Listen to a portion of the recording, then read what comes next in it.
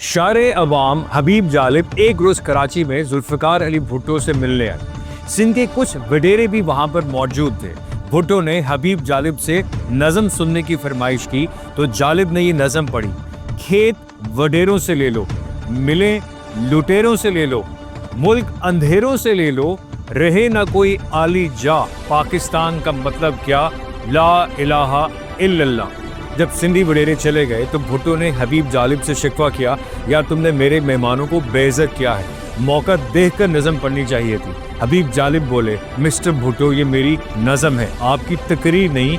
जो लियाकत बाग में कुछ और हो और निस्टर पार्क में कुछ और। भुट्टो साहब हमेशा ईद अपने गांव में गुजारते थे।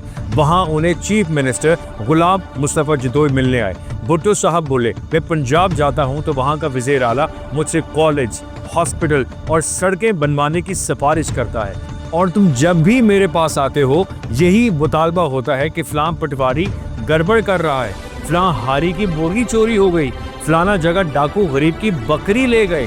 भुट्टो का ये कहना था कि वज़ीर आला सिंध शर्म से पानी पानी हो गए।